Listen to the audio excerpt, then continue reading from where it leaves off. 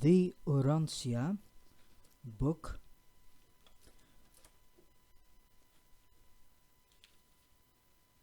paper 122, Birth and Infancy of Jesus. I advise you to listen to this information with open mind, have no judgment, no own conclusions based on your human perception, on your human understanding. Just listen to it and ask the Holy Spirit to help you to understand what you hear. Birth and Infancy of Jesus. It will hardly be possible fully to explain the many reasons which led to the selection of Palestine as the land for Michael's bestowal, and especially as to just why the family of Joseph and Mary should have been chosen as the immediate setting for the appearance of this Son of the living God on Urantia. After a study of the special report on the status of segregated worlds prepared by the Melchizedeks, in counsel with Gabriel, Michael finally chose Urantia as the planet whereon to enact his final bestowal. Subsequent to this decision, Gabriel made a personal visit to Urantia, and as a result of his study of human groups and his survey of the spiritual, intellectual, racial, and geographic features of the world and its peoples, he decided that the Hebrews possessed those relative advantages which warranted their selection as the bestowal race. Upon Michael's approval of this decision, Gabriel appointed and dispatched to Urantia the family commission of 12, selected from among the higher orders of universe personalities, which was entrusted with the task of making an investigation of Jewish family life. When this commission ended its labors, Gabriel was present on Urantia and received the report nominating 3 prospective unions as being in the opinion of the commission equally favorable as bestowal families for Michael's projected incarnation. For Michael's projected incarnation, so it was a projection. That's why there was no sperm nor egg needed. It was a projection. So Jesus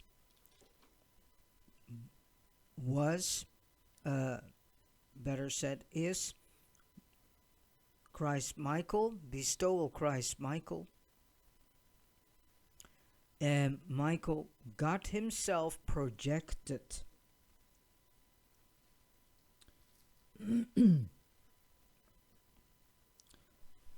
into human body and thus into the womb. From the 3 couples nominated, Gabriel made the personal choice of Joseph and Mary, subsequently making his personal appearance to Mary, at which time he imparted to her the glad tidings that she had been selected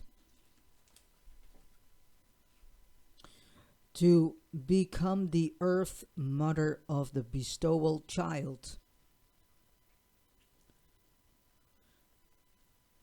Chapter 1, or better said, subchapter, Joseph and Mary. Joseph, the human father of Jesus, or Joshua ben Yosef, because he got born, Michael, incarnated into the womb of Mary, got born as Joshua ben Yosef, ben Joseph, as son of Joseph, because Ben means as son of, and later became Jesus when he started his service, or better known as ministry.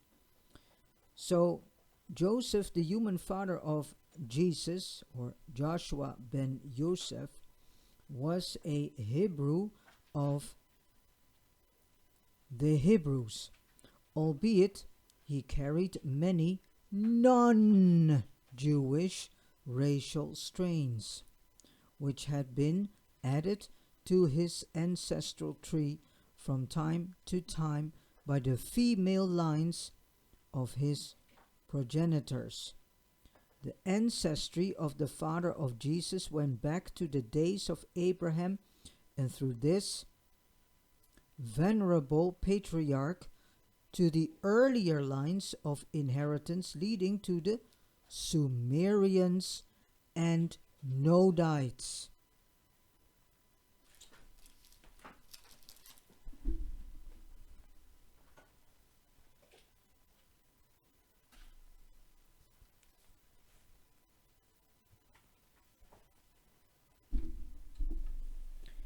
So now you can come to the understanding why they have been chosen.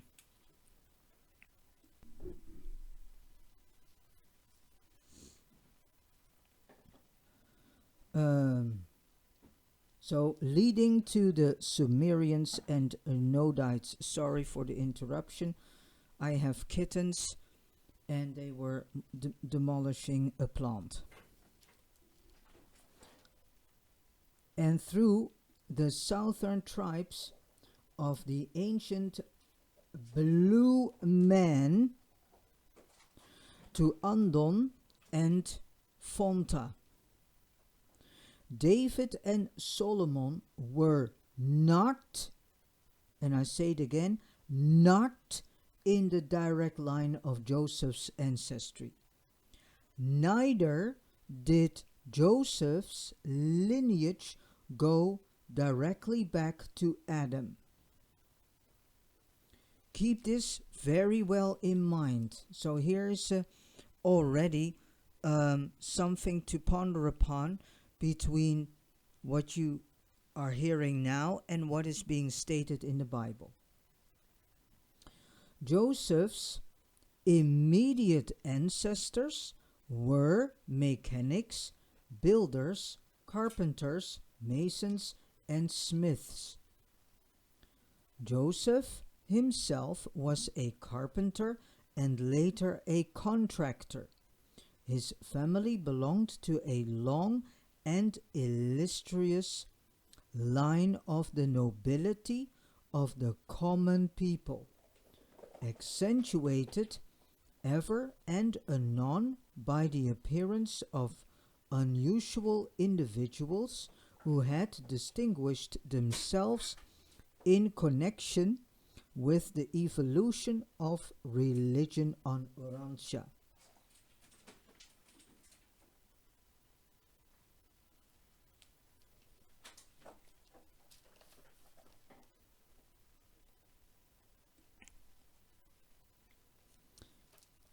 Mary, the earth mother of Jesus, was a descendant of a long line of unique ancestors, embracing many of the most remarkable women in the racial history of Urantia. Although Mary was an average woman of her day and generation, possessing a fairly normal temperament, she reckoned among her ancestors such well-known women as Anon, Tamar, Ruth, Bathsheba, Ansi, Chloa, Eve, and Enta, and Rata. Enta and Rata will be discussed later when I proceed the journey of this of reading chapter by chapter the Urantia book. I'm being guided by the Father himself, and he wants to start with the last book as first, which is all about the life and teachings of Jesus, because the Father said there is still too less of my children who know the background of my Creator Son, Michael, known as Jesus Christ, the righteous one of Nazareth, who came in the flesh.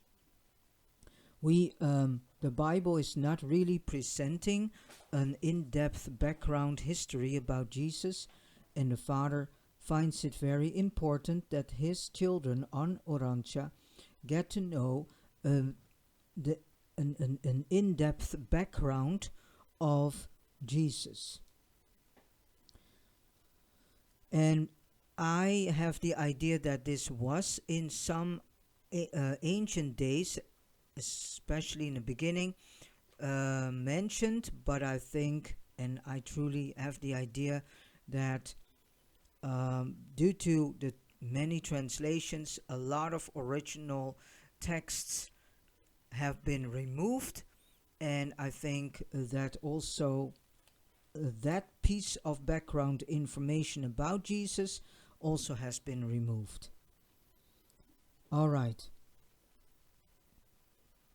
No Jewish woman of that day had a more illustrious lineage of common progenitors, or one extending back to more auspicious beginnings. Mary's ancestry, like Joseph's, was characterized by the predominance of strong but average individuals, relieved now and then by numerous outstanding personalities in the march of civilization and the progressive evolution of religion. Racially considered, it is hardly proper to regard Mary as a Jewish. So it is hardly proper to regard Mary as a Jewess. In culture and belief, she was a Jew, but in hereditary endowment, she was more a composition and composite of Syrian, Hittite, Phoenician, Greek, and Egyptian stocks, her racial inheritance being more general than that of Joseph. Of all couples living in Palestine at about the time of Michael's projected bestowal, Joseph and Mary possessed the most ideal combination of widespread racial connections and superior average of personality endowments. It was the plan of Michael to appear on earth as an average man. So that is why this couple was chosen. So that's why this whole commission was set in place, to make sure that Michael could appear on earth as an average man, that the common people might understand him and receive him. Wherefore Gabriel selected just such persons as Joseph and Mary to become the bestowal parents. 2. Gabriel appears to Elizabeth. Jesus' life work on Urantia was really begun by John the Baptist. Zacharias, John's father, belonged to the Jewish priesthood, while his mother Elizabeth was a member of the more prosperous branch of the same large family group to which Mary, the mother of Jesus, also belonged. So that is why now you can see that nothing is done at random. Everything was carefully set and carefully chosen. The mother of Jesus also belonged. So Zacharias and Elizabeth, though they had been married many years, were childless. It was late in the month of June, 8 BC, about 3 months after the marriage of Joseph and Mary.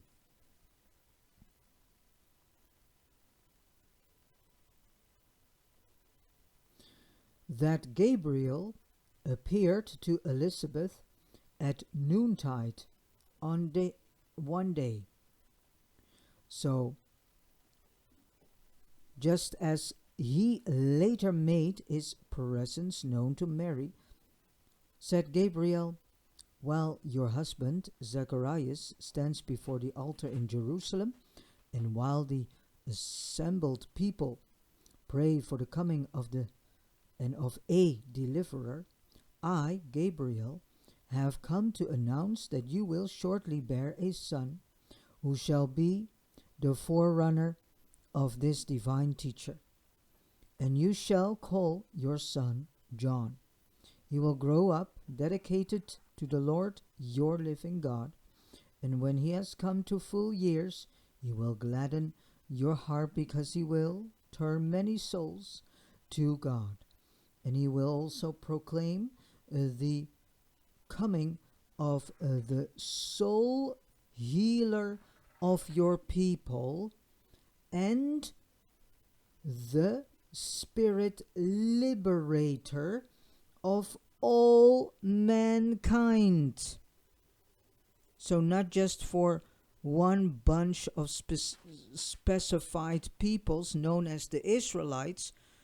No, Jesus is for everyone.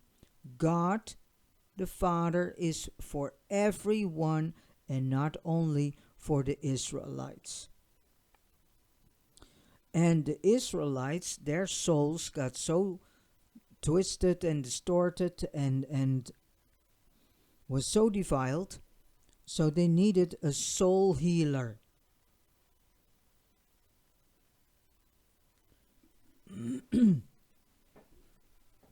So again, and when John has come to full years, he will gladden your heart because he will turn many souls to God, and he will also proclaim the coming of the soul healer of your people and the spirit liberator of all mankind. Your kinswoman Mary shall be the mother of this child of promise, and I will also appear to her.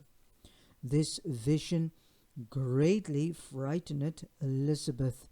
After Gabriel's departure, she turned this experience over in her mind, long pondering the sayings of the majestic visitor, but did not speak of the revelation to anyone save her husband until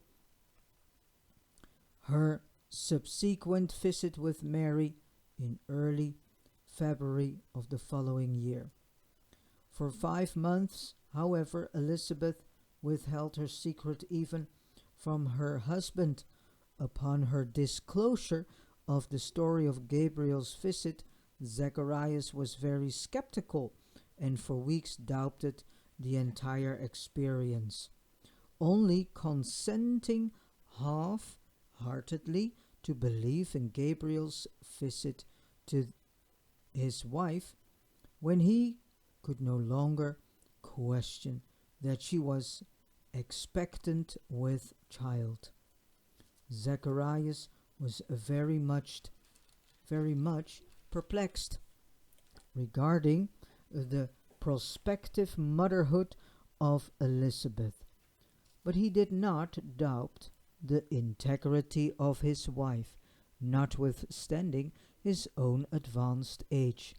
So that's funny because Elizabeth and Zacharias are repeating the same theme. Yeah? Sarah and Abraham were also on age before they got their first child. So Zacharias was also not the youngest, and so was Elizabeth.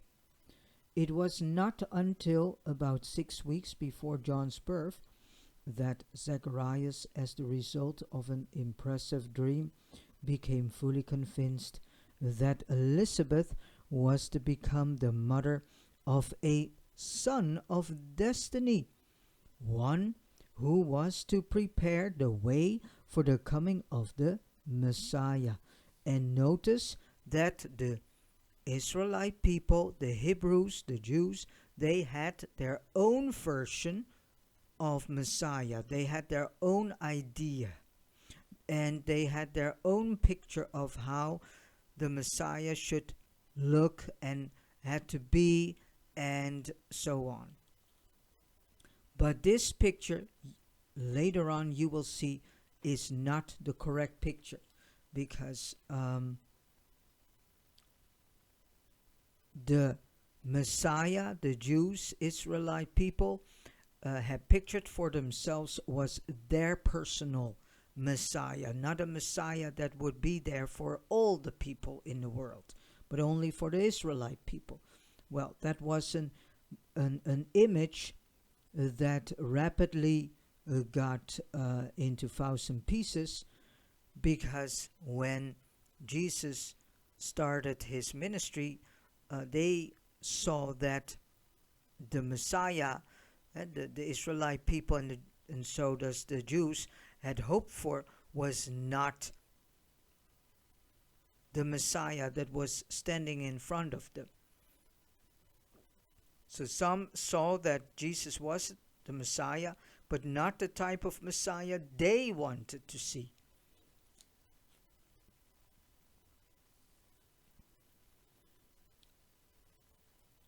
Gabriel appeared to Mary about the middle of November 8 BC while she was at work in her Nazareth home. Later on, after Mary knew without doubt that she was become a mother, she persuaded Joseph to let her journey to the city of Judah, for 4 miles west of Jerusalem in the hills, to visit Elizabeth. Gabriel had informed each of these mothers to be of his appearance to the other. Naturally, they were anxious to get together, compare experiences, and talk over the probable futures of their sons. Mary remained with her distant cousin for 3 weeks. Elizabeth did much to strengthen Mary's faith in the vision of Gabriel, so that she returned home more fully dedicated to the call to mother the child of destiny, whom she so soon to present to the world as a helpless babe, an average and normal infant of the realm. John was born in the city of Judah on March 25, 7 BC. Zacharias and Elizabeth rejoiced greatly in the realization that a son had come to them as Gabriel had promised. And when on the 8th day they presented the child for circumcision. They formally uh, christened him John, as they had been directed aforetime. Already had a nephew of Zacharias departed for Nazareth, carrying the message of Elizabeth to Mary, proclaiming that a son had been born to her, and that his name was to be John. From his earliest infancy, John was judiciously impressed by his parents with the idea that he was to grow up to become a spiritual leader and religious teacher. And the soil of John's heart was ever responsive to the sowing of such suggestive seeds. Even as a child, he was found frequently at the temple during the seasons of his father's service, and he was tremendously impressed with the significance of all that he saw.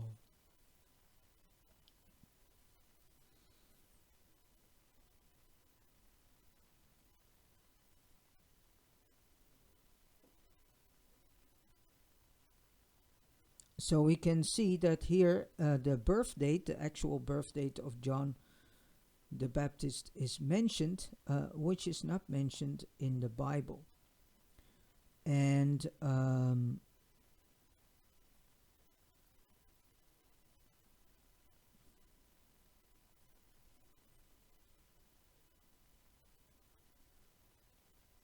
yeah, there was something else, but will come later on. All right, 3. Gabriel's announcement to Mary. One evening, about sundown, before Joseph had returned home, Gabriel appeared to Mary by the side of a low stone table, and after she had recovered her composure, said, "I come at the bidding of one who is my master, and whom you shall love and nurture." So he means what Gabriel says here. He says, "I come at the bidding of one who is my master." Who was his master? Michael. And then he says, "and whom you shall love and nurture as the future coming Jesus." So that's what I wanted to say. Who gives us the guarantee that it was God Himself that spoke to Abraham and Sarah by saying that they would receive, a child? The Bible says it is God.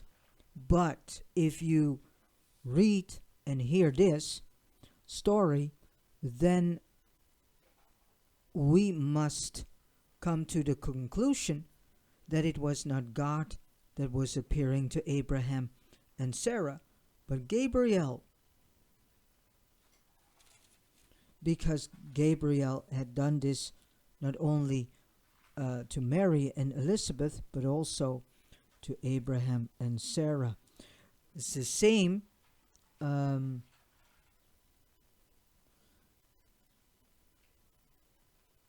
that the position of the Melchizedek in the Bible is not really well mentioned. There are many stories to the Melchizedeks, and they are of a great influence here on Urantia. All right.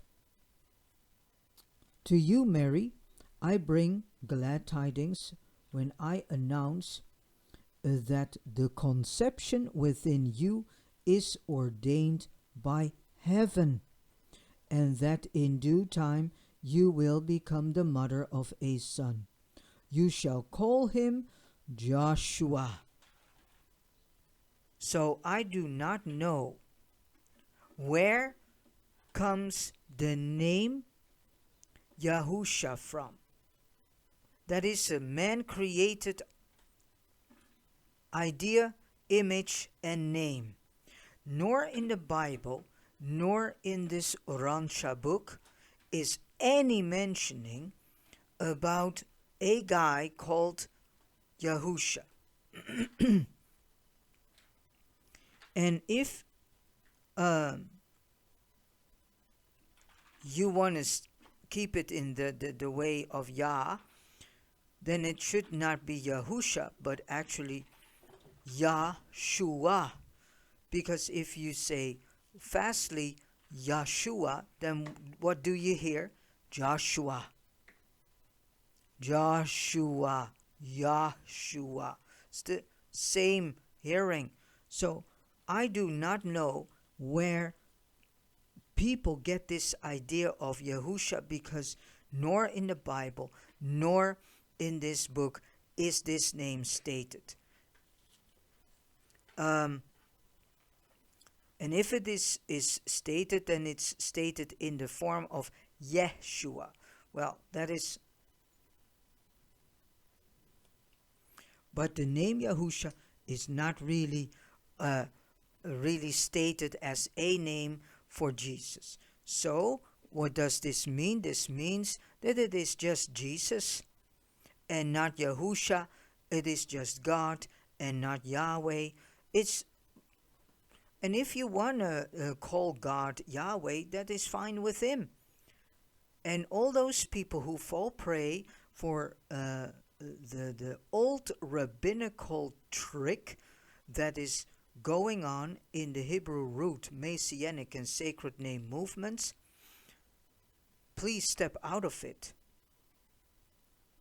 And do not point to Exodus, because that book Exodus, there are a lot of things in it that are really man-made, and the celestial beings, they have stated also in this Urantia book that actually the majority of the Old Testament is very distorted.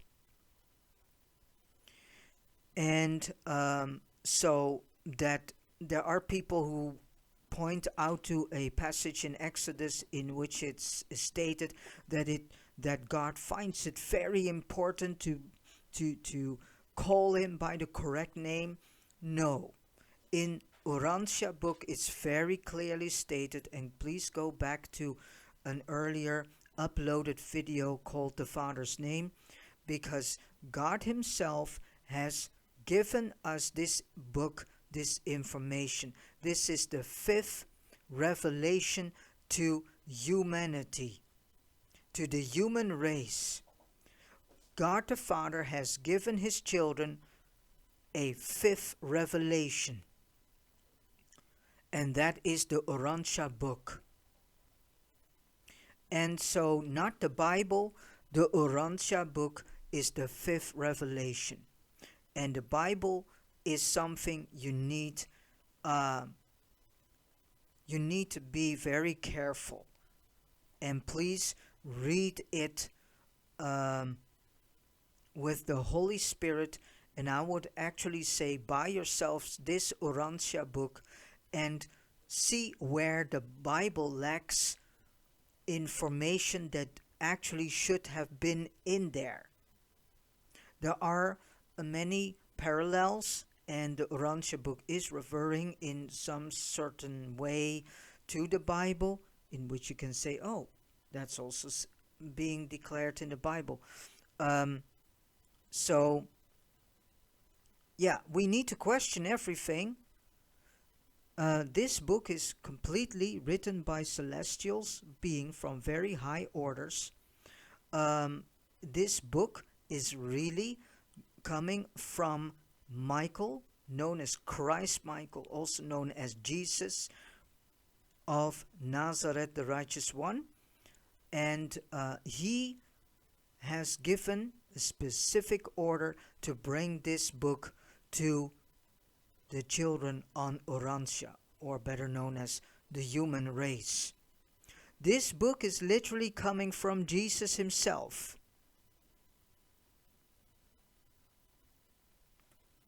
With the help of many celestial orders, beings from celestial orders, and not just from the low orders, no, high ranked, from all levels actually. All right. So, and you shall call him Joshua, and he shall inaugurate the kingdom of heaven on Urantia or earth and among men. Speak not of his matter, speak not of this matter, save to Joseph and to Elizabeth, your kinswoman, to whom I have also appeared, and who shall presently also bear a son, whose name shall be John, and who will prepare the way for the message of deliverance which your Son shall proclaim to men with great power and deep conviction. And doubt not my word, Mary, for this home has been chosen as the mortal habitat of the child of destiny. My benediction rests upon you. The power of the Most High will strengthen you, and the Lord of all the earth shall overshadow you. Mary pondered this visitation secretly in her heart for many weeks, until of a certainty she knew she was with child, before she dared to disclose these unusual events to her husband. When Joseph heard all about this, although he had great confidence in Mary, he was much troubled and could not sleep for many, many nights. At first, Joseph had doubts about the Gabriel visitation. Then, when he became well nigh persuaded that Mary had really heard the voice and beheld the form of the divine messenger, he was torn in mind as he pondered how such things could be. How could the offspring of human beings be a child of divine destiny?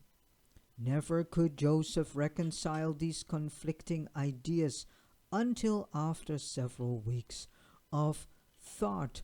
Both he and Mary reached the conclusion that they had been chosen to become the parents of the Messiah. Though it had hardly been the Jewish concept that the expected deliverer was to be of divine nature. Upon arriving at this momentous conclusion, Mary hastened to depart for a visit with Elizabeth. Upon her return, Mary went to visit her parents, Joachim and Hannah, her two brothers and two sisters, as well as her parents were always very skeptical about the divine mission of Jesus.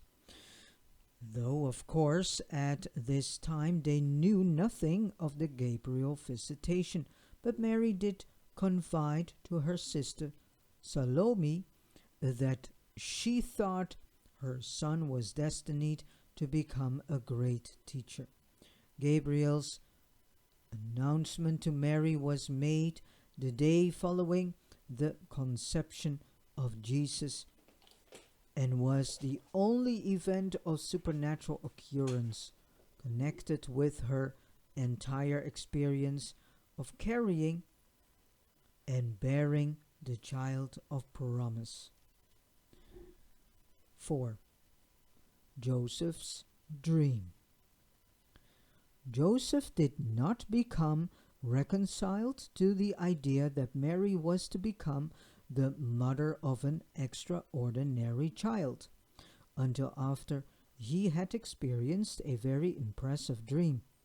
In this dream, a brilliant celestial messenger appeared to him, and among other things said, "Joseph, I appear by command of him who now reigns on high, and I am directed to instruct you concerning the Son whom Mary shall bear, and who shall become a great light in the world.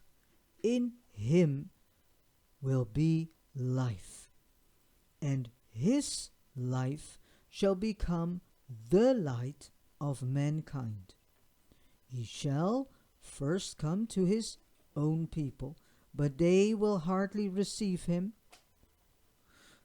But to as many as shall receive him, to them will he reveal that they are the children of God.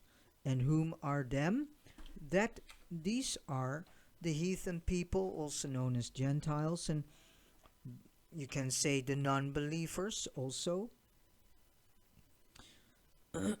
So everyone would get the revelation that they are all children of the living God. After this experience, Joseph never again wholly doubted Mary's story of Gabriel's visit and of the promise that the unborn child was to become a divine messenger to the world.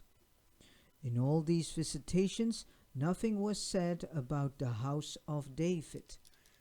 Nothing was said about the house of David.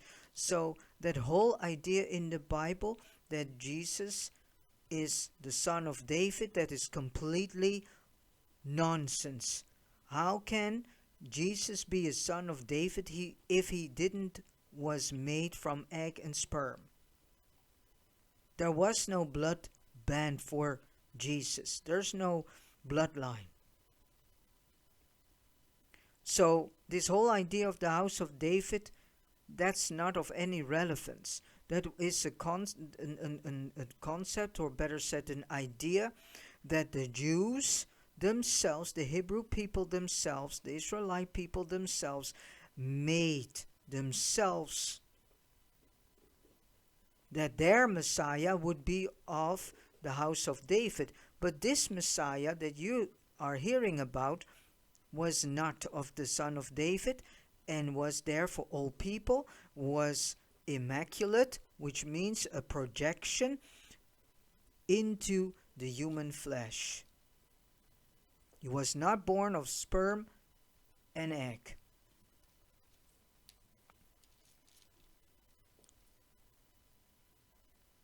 So in all these visitations, nothing was said about the house of David.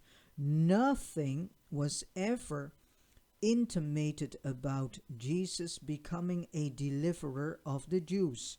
Also something, yeah? So remember this, there was nothing intimated about Jesus becoming a deliverer of the Jews. Jesus became the deliverer for all mankind, believers as well as non-believers. Not even that he was to be the long-expected Messiah. No, he was not the long-expected Messiah as the Hebrew Israelite people had imagined in their minds. Jesus was not such a Messiah as the Jews had anticipated, but he was the world's deliverer. His mission was to all races and peoples, not to any one specific group. Joseph was not of the line of King David. Mary, on the other hand, had more of the Davidic ancestry than Joseph. True, Joseph did go to the city of David, Bethlehem, to be registered for the Roman census, but that was because, and here it comes, because 6 generations previously, Joseph's parental ancestor of that 6th generation, being an orphan, was adopted by one man named Zadok, who was a direct descendant of David. Hence was Joseph also accounted as of the, between quotation marks, house of David. Actually, through this orphan, Joseph got ingrafted, but was not pure line Davidic. He was ingrafted through this orphan, through this parent from 6th generation beforehand, who was an orphan, got adopted by a man called Zadok. This is ingrafting a person into a bloodline, but it doesn't mean that it is 100% of that bloodline.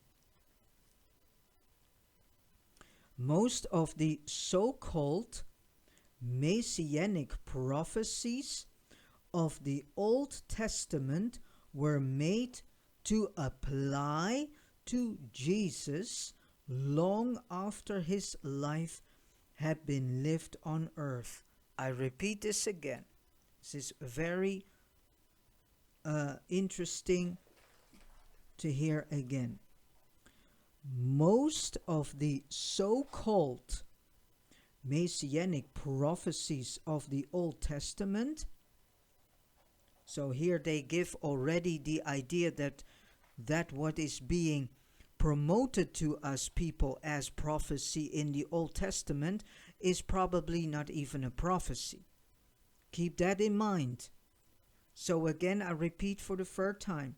Most of the so-called messianic prophecies of the Old Testament were made to apply to Jesus long after his life had been lived on earth.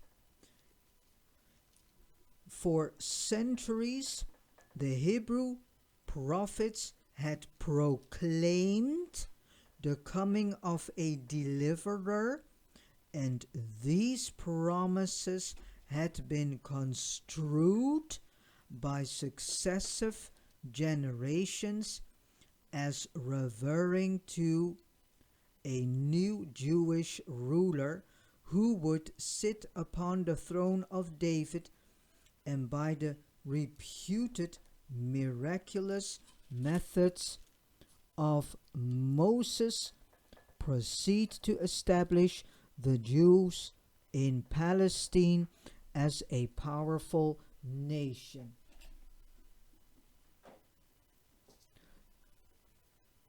From all foreign domination. So hear and understand again that the image of the Messiah, the Jews, Hebrew people, Israelite people had created, was created for their own benefit, so that they could become the most powerful nation that would dominate all the other nations in the world, and so that they would become a powerful race that dominated over other races.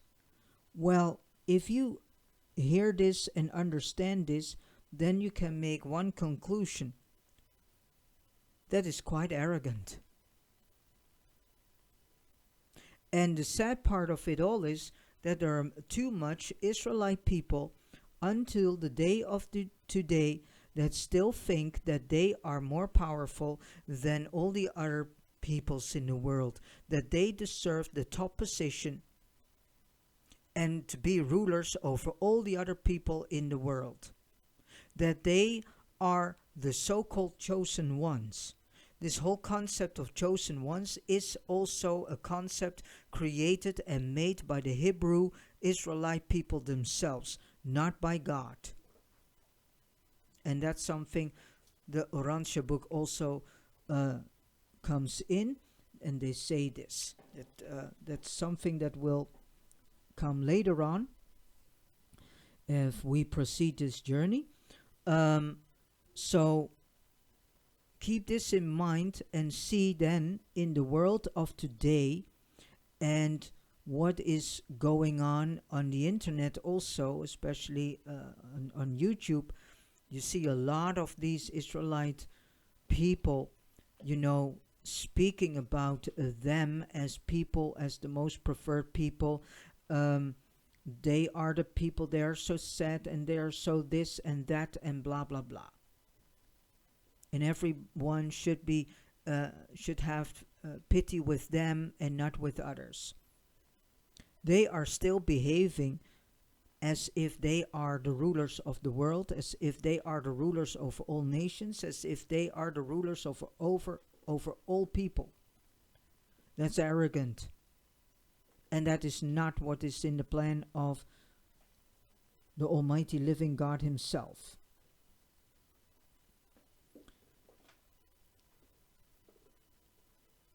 Again, many figurative passages found throughout the Hebrew scriptures were subsequently misapplied to the life mission of Jesus. I repeat, many figurative passages found throughout the Hebrew scriptures were subsequently misapplied to the life mission of Jesus. Here it comes. Many Old Testament sayings were so distorted as to appear to fit some episode of the Master's earth life. Jesus Himself one time publicly denied any connection with the royal house of David. So, which means that Jesus Himself has said to the people, I am not from the house of David. I do not stem from the house of David. Never did. So here you can read many Old Testament sayings were so distorted. So we need to question mark the Old Testament.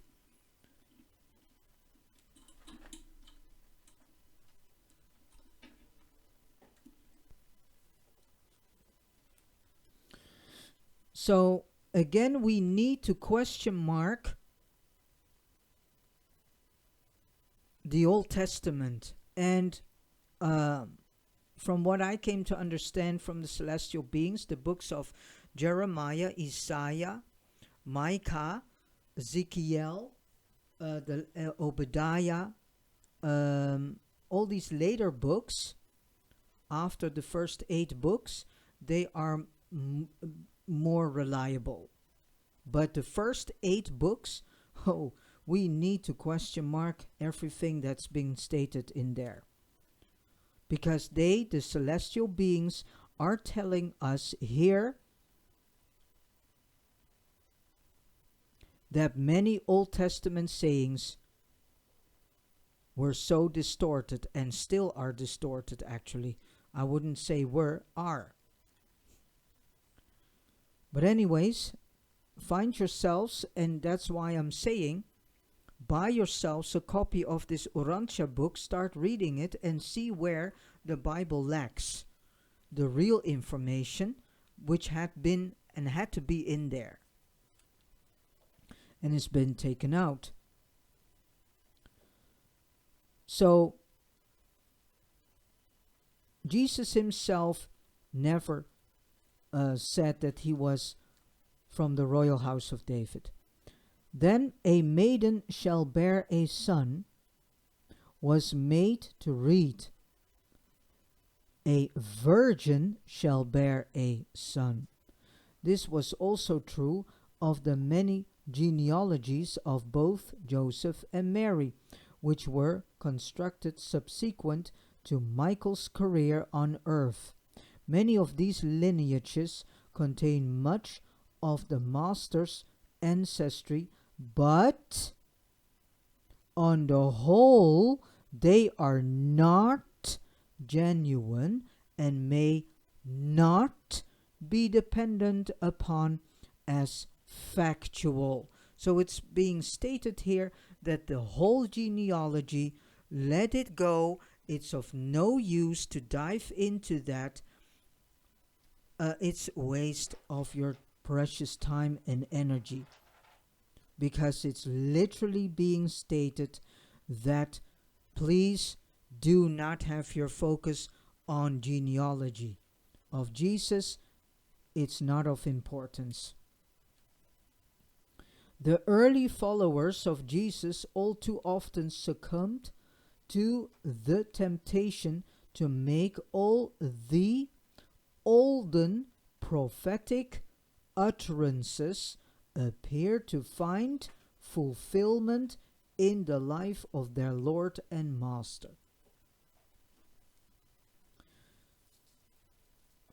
5. Jesus' earth parents. Joseph was a mild-mannered man, extremely conscientious and in every way faithful to the religious conventions and practices of his people. He talked little but thought much. The sorry plight of the Jewish people caused Joseph much sadness. As a youth, among his 8 brothers and sisters, he had been more cheerful, but in the earlier years of married life during Jesus' childhood, he was subject to periods of mild spiritual discouragement.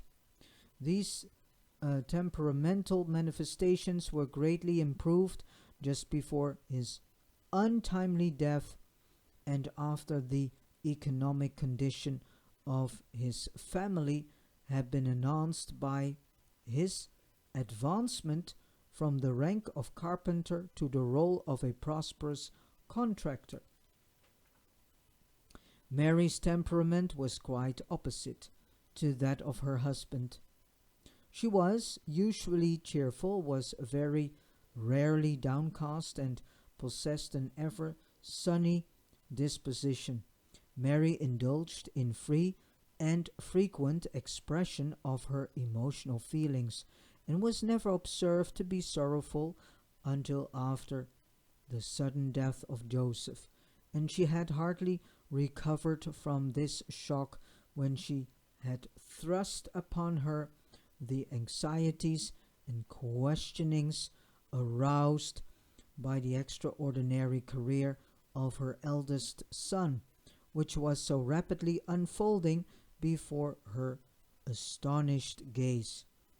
But throughout all this unusual experience, Mary was composed, courageous, and fairly wise in her relationship with her strange and little understood firstborn son and his surviving brothers and sisters. Jesus derived much of his unusual gentleness and marvelous sympathetic understanding of human nature from his father. He inherited his gift as a great teacher and his tremendous capacity for righteous indignation from his mother. In emotional reactions to his adult life environment, Jesus was at one time, like his father, meditative and worshipful, sometimes characterized by apparent sadness, but more often he drove forward in the manner of his mother's optimistic and determined disposition.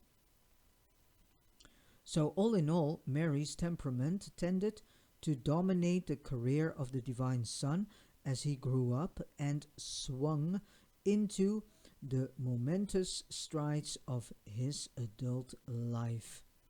In some particulars, Jesus was a blending of his parents' traits.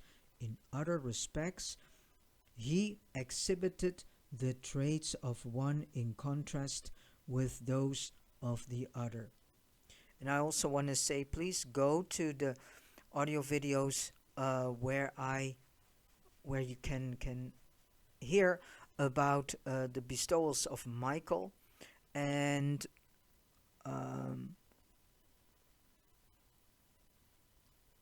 the times of Michael's bestowal on earth. I think that one needs to be uploaded.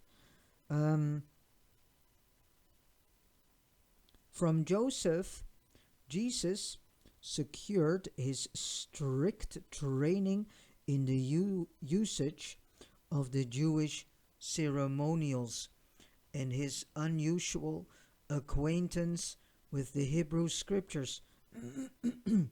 From Mary, he derived a broader viewpoint of religious life and a more liberal concept of personal spiritual freedom. The families of both Joseph and Mary were well educated for their time. Joseph and Mary were educated far above the average for their day and station in life. He was a thinker, she was a planner, expert in adaptation and practical in immediate execution. Joseph was a black-eyed brunette. Mary, a brown-eyed, well-nigh blonde type.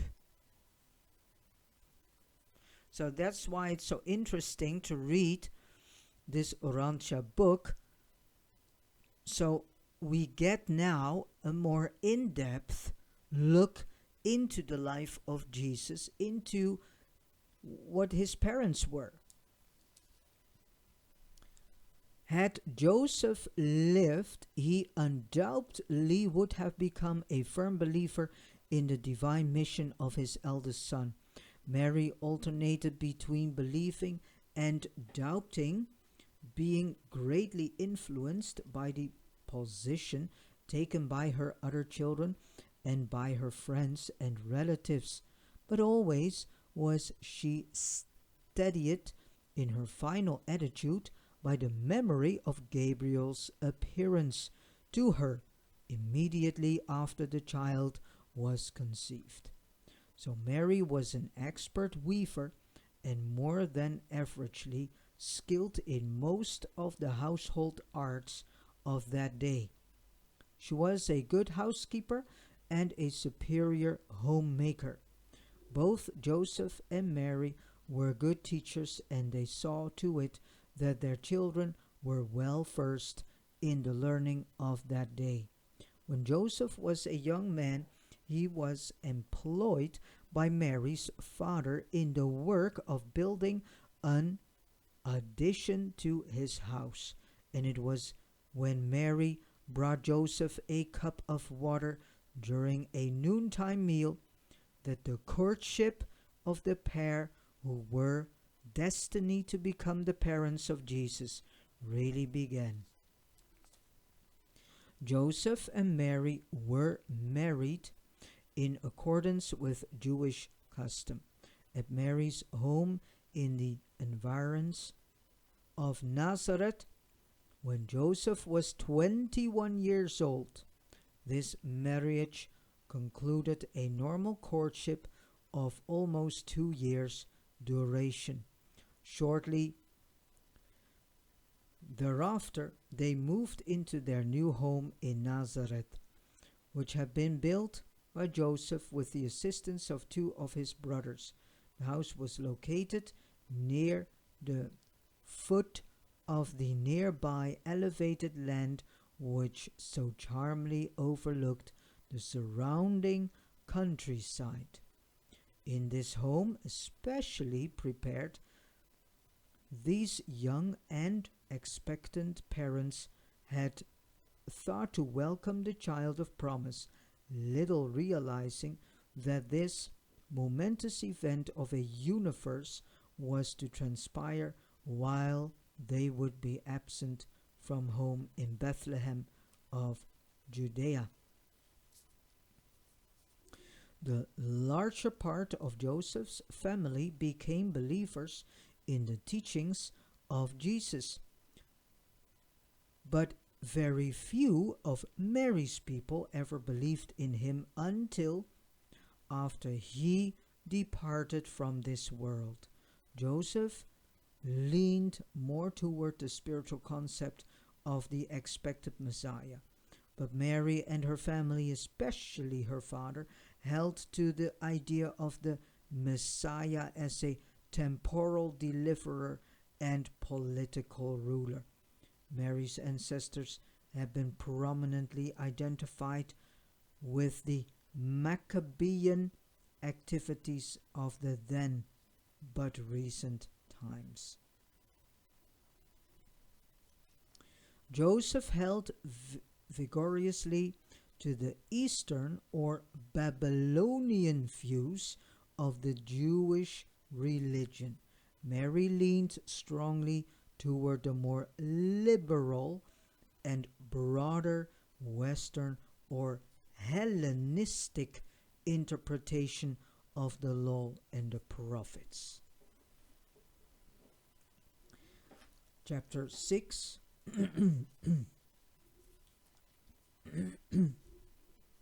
The home at Nazareth. The home of Jesus was not far from the high hill in the northerly part of Nazareth, some distance from the village Spring, which was in the eastern section of the town. Jesus' family dwelled in the outskirts of the city, and this made it all the easier for him subsequently to enjoy frequent strolls in the country and to make trips up to the top of this nearby highland, the highest of all the hills of southern Galilee, save the Mount Tabor, range to the east, and the hill of Nain.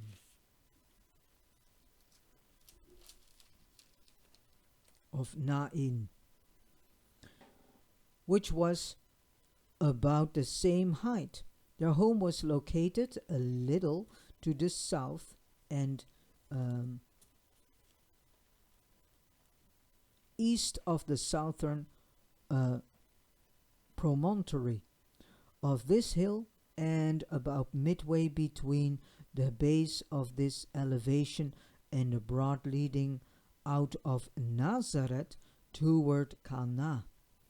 Aside from climbing the hill, Jesus' favorite stroll was to follow a narrow trail winding about the base of the hill in a northeasterly direction to a point where it joined the road to Sepphoris. The home of Joseph and Mary was a one-room stone structure with a flat roof and an adjoining building for housing the animals. The furniture consisted of a low stone table, earthenware and stone dishes and pots, a loom, a lampstand, several small stools, and mats for sleeping on the floor. In the backyard, near the animal annex, was the shelter, which covered the cove and the mill for grinding grain. It required 2 persons to operate this type of mill, one to grind and another to feed the grain.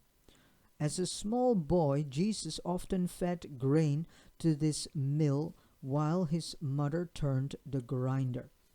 In later years, As the family grew in size, they would all squat about the enlarged stone table to enjoy their meals, helping themselves from a common dish or pot of food. During the winter, at the evening meal, the table would be lighted by a small flat clay lamp which was filled with olive oil. After the birth of Martha, Joseph built an addition to this house, a large room which was used as a carpenter shop during the day and as a sleeping room at night. Point 7. The trip to Bethlehem.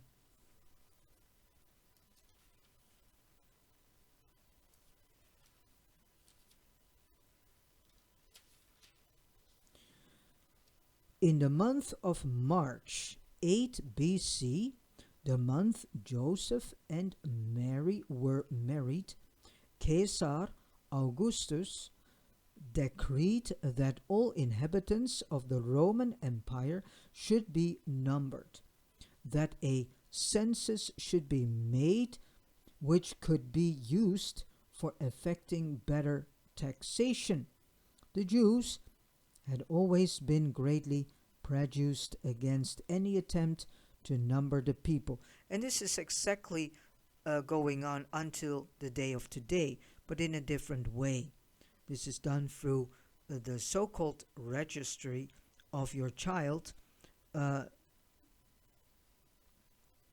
the local government. And this in connection with the serious domestic difficulties of Herod, king of Judea, had conspired to cause the postponement of the taking of this census in the Jewish kingdom for 1 year.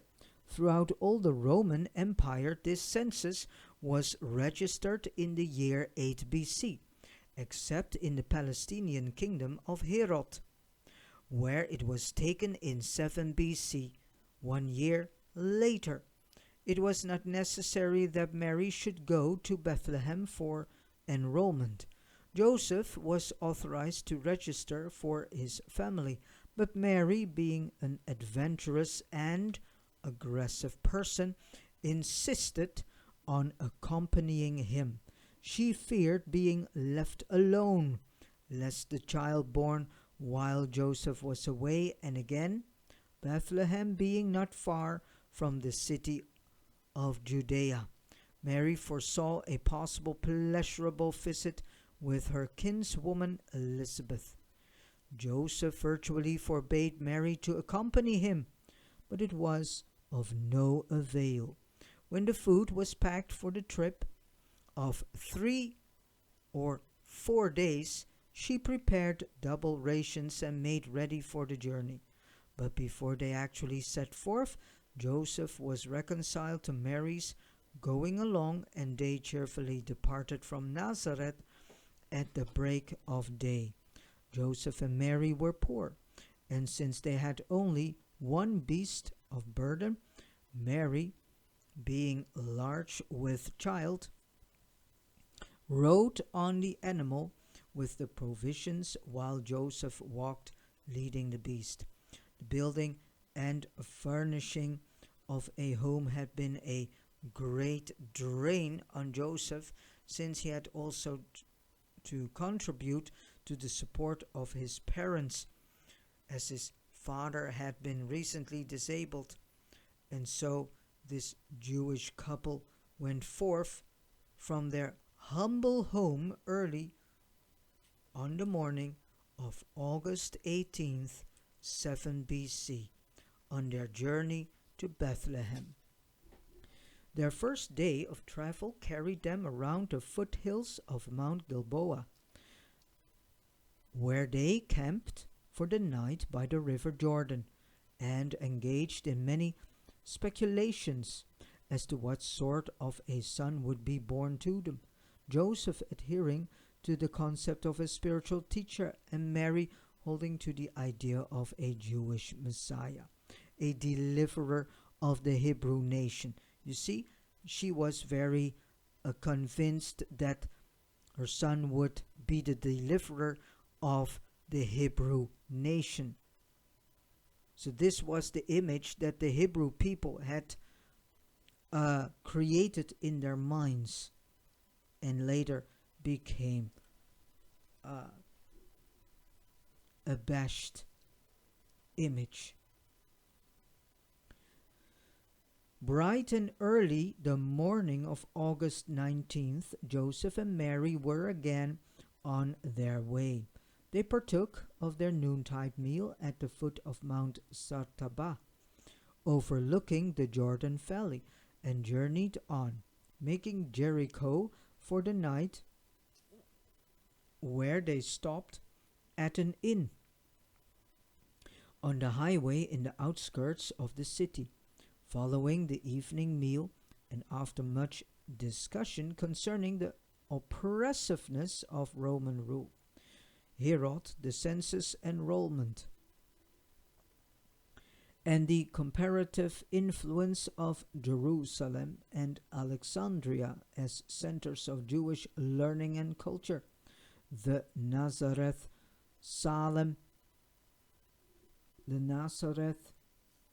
travelers, retired for the night's rest. Early in the morning of August 20th, they resumed their journey, reaching Jerusalem before noon, visiting the temple, and going on to their destination, arriving at Bethlehem in mid-afternoon. The inn was overcrowded, and Joseph accordingly sought lodgings with distant relatives, but every room in Bethlehem was filled to overflowing. On returning to the courtyard of the inn, he was informed that the caravan stables, hewn out of the side of the rock and situated just below the inn, had been cleared of animals and cleaned up for the reception of lodgers. Leaving the donkey in the courtyard, Joseph shouldered their bags of clothing and provisions, and with Mary's descended the stone steps to their lodgings below. They found themselves located in what had been a grain storage room to the front of the stalls and mangers. Tent curtains had been hung, and they counted themselves fortunate to have such comfortable quarters. Joseph had thought to go out at once and enroll, but Mary was weary. She was considerably distressed and besought him to remain by her side, so which he did. 8. The birth of Jesus. All that night Mary was restless, so that neither of them slept much. By the break of day, the pangs of childbirth were well in evidence, and at noon, August 21st, 7 BC, with the help and kind ministrations of women, fellow travelers, Mary was delivered of a male child. Jesus of Nazareth was born into the world, was wrapped in the clothes which Mary had brought along for such a possible contingence, and laid in a nearby manger. So, apparently no one knows the birth date of Jesus, and in the Hebrew root Messianic sacred name movements, they say that Jesus was born during the time of Sukkot.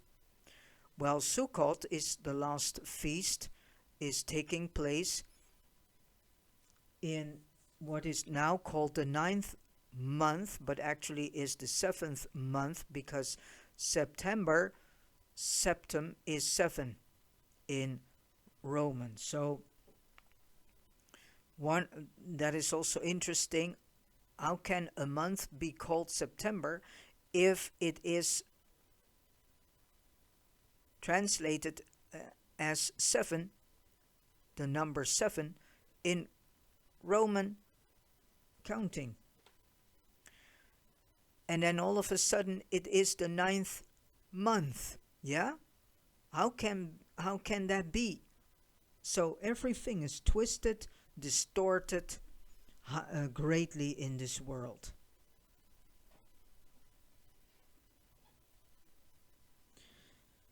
In just the same manner as all babies before that day and since have come into the world, the promised child was born on the 8th day according to the Jewish practice. He was circumcised and formerly named Joshua.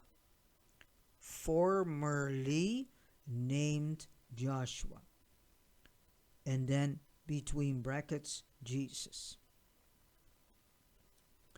The next day after the birth of Jesus, Joseph made his enrollment, meeting a man they had talked with 2 nights previously at Jericho.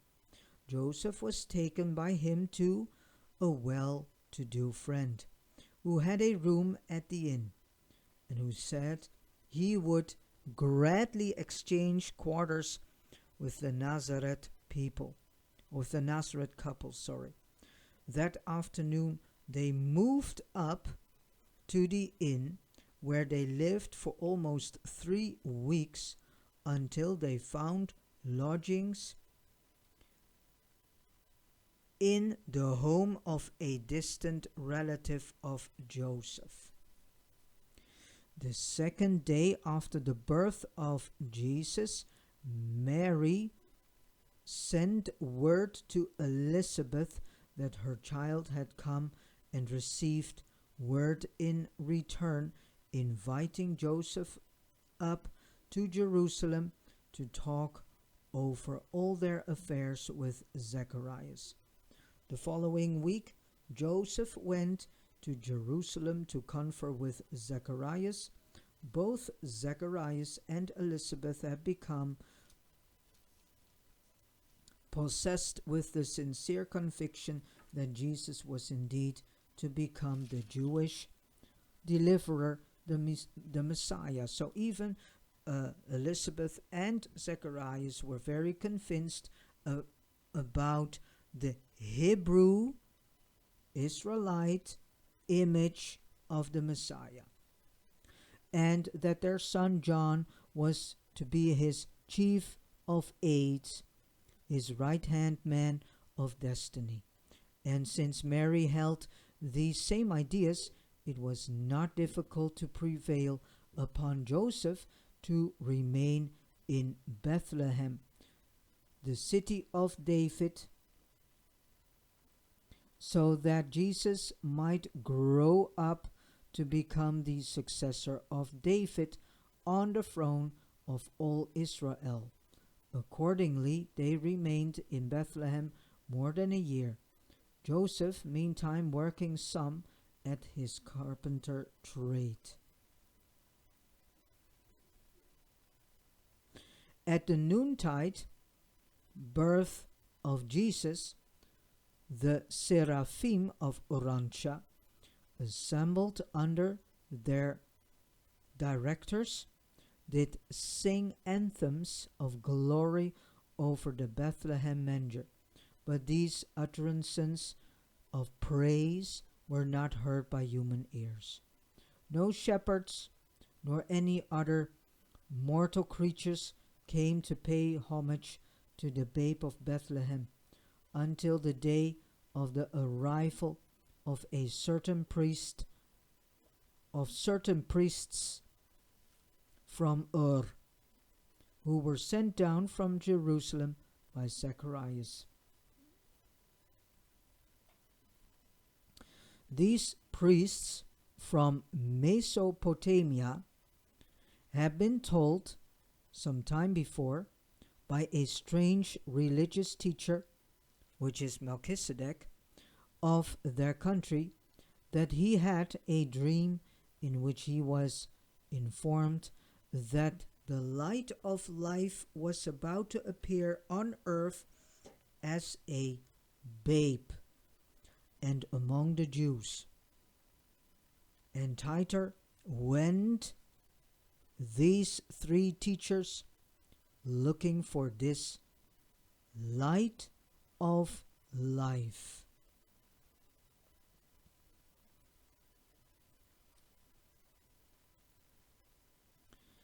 After many weeks of futile search in Jerusalem, they were about to return to Ur, when Zacharias met them and disclosed his belief that Jesus was the object of their quest, and sent them on to Bethlehem, where they found the babe and left their gifts with Mary, his earth mother.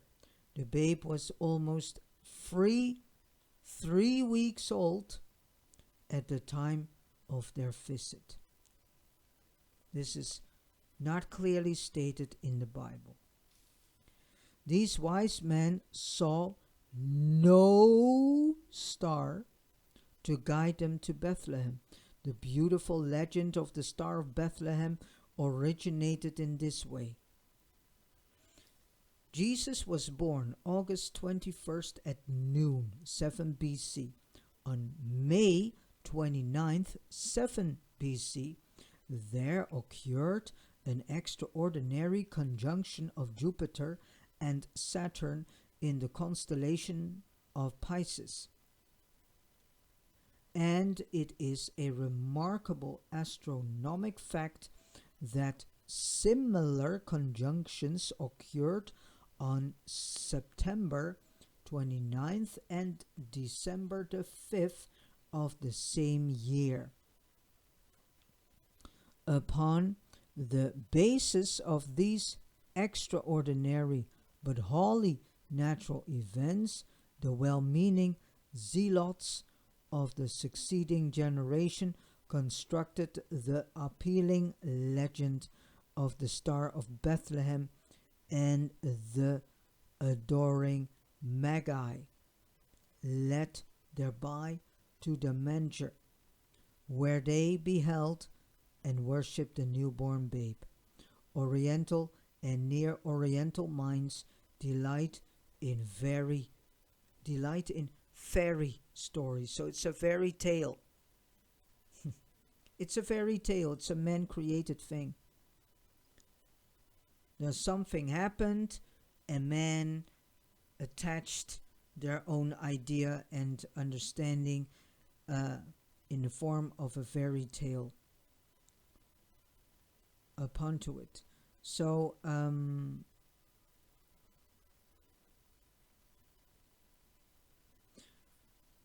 Oriental and Near Oriental minds delight in fairy tales, fairy stories, and they are continually spinning such beautiful myths about the lives of their religious leaders and political heroes.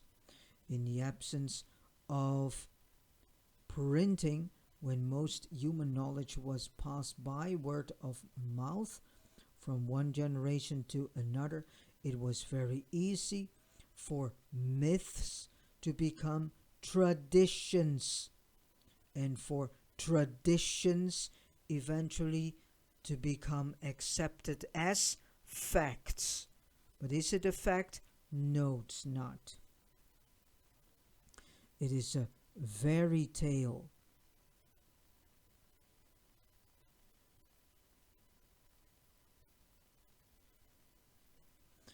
Nine, the presentation in the temple. Moses had taught the Jews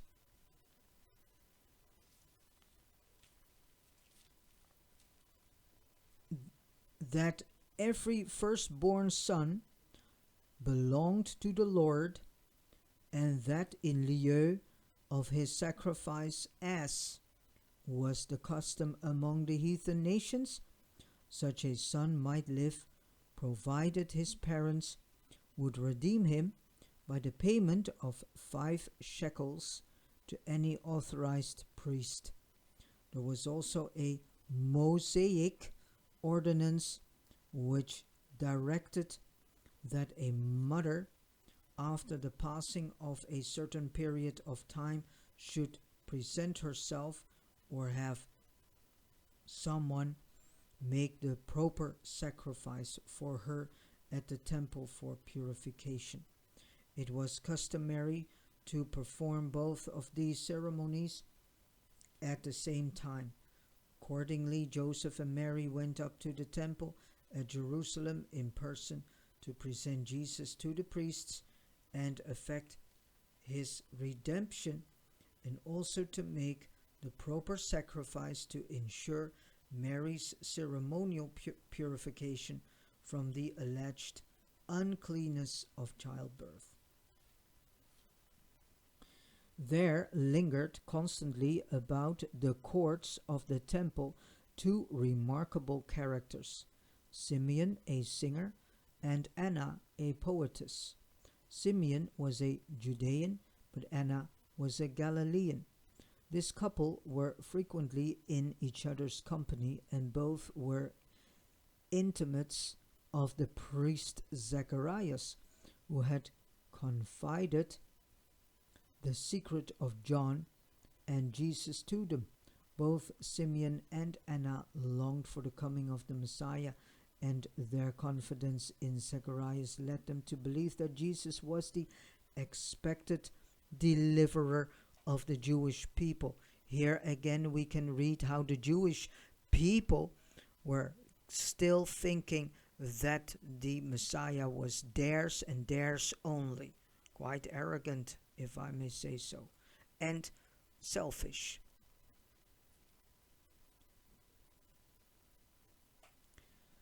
Zacharias knew the day Joseph and Mary were expected to appear at the temple with Jesus, and he had pre-arranged with Simeon and Anna to indicate by the salute of his upraised hand, which one in the procession of firstborn children was Jesus.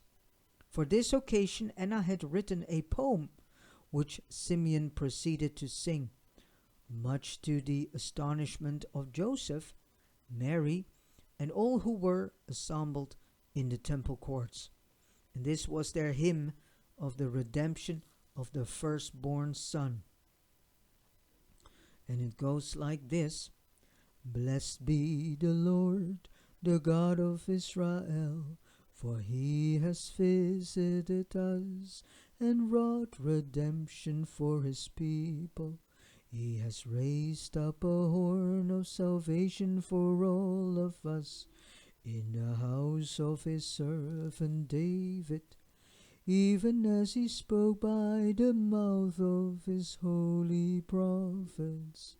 Salvation from our enemies and from the hand of all who hate us, to show mercy to our fathers and remember his holy covenant, the oath which he swore to Abraham, our father, to grant us that we, being delivered out of the hand of our enemies, should serve him without fear, in holiness and righteousness, before him all our days. Yes, and you, child of promise, shall be called the prophet of the Most High. For you shall go before the face of the Lord to establish his kingdom, to give knowledge of salvation to his people, in the remission of their sins. Rejoice in the tender mercy of our God, because the day spring from on high has now visited us, to shine upon those who sit in darkness, in the shadow of death, to guide our feet into ways of peace. Now let your servant depart in peace, O Lord, according to your word. For my eyes have seen your salvation, which you have prepared before the face of all peoples, a light for even the unveiling of the Gentiles, and the glory of your people Israel.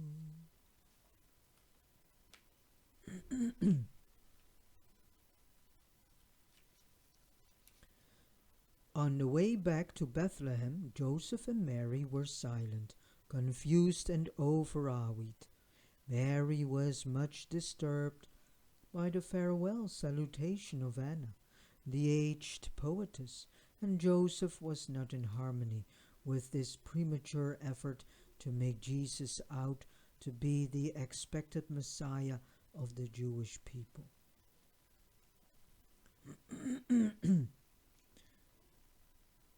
10. Herod acts. But the watchers for Herod were not inactive.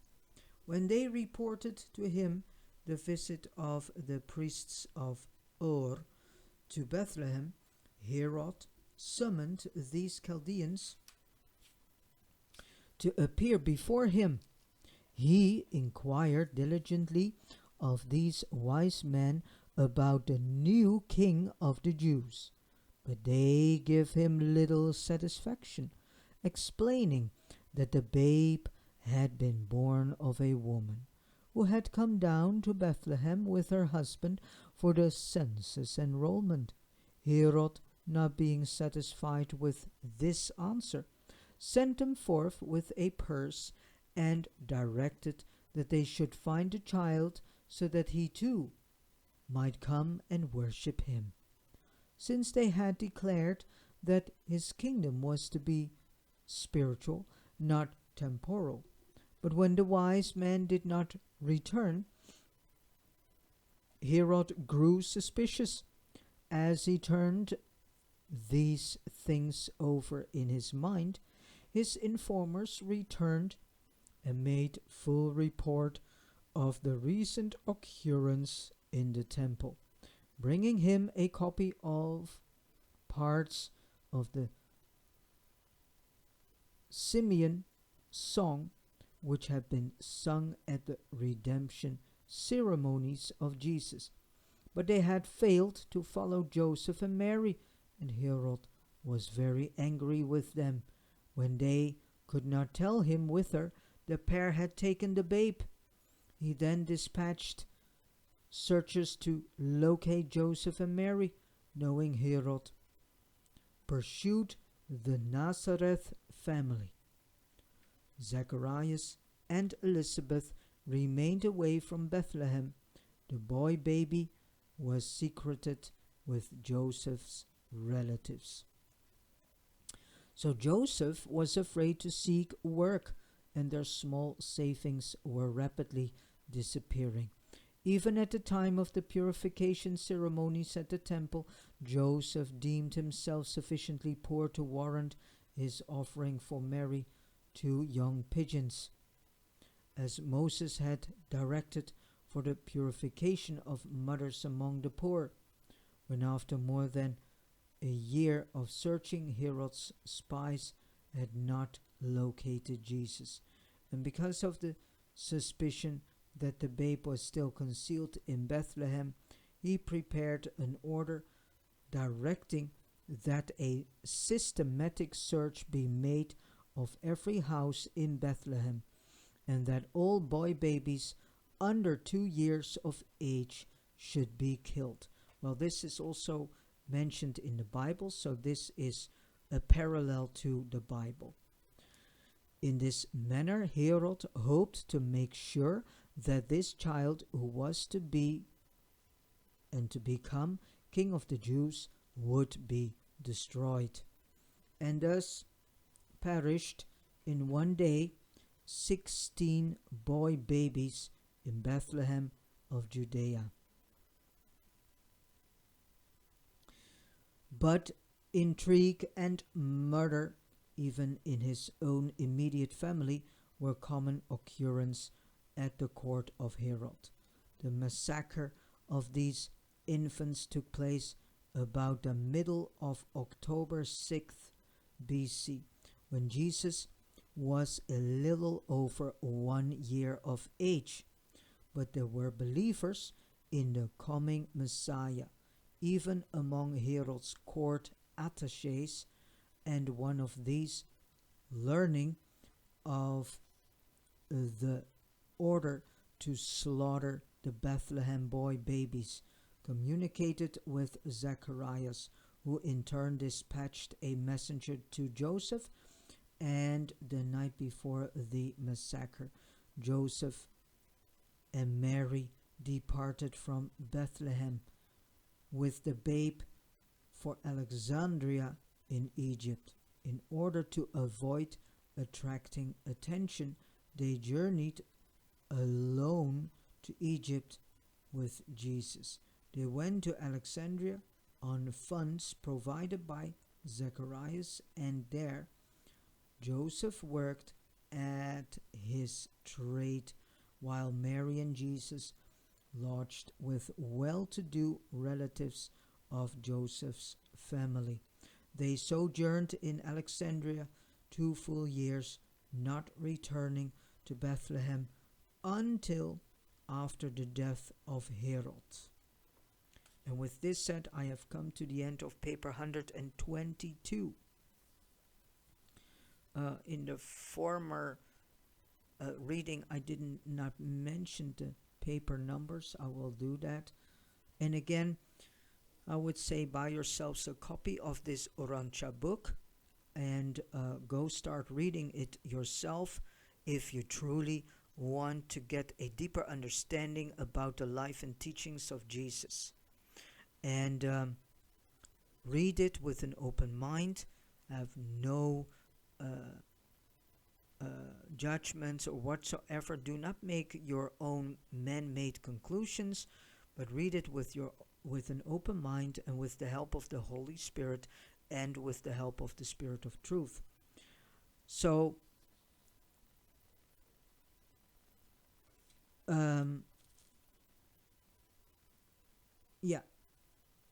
and as last, I want to say thank you for listening, and God bless you.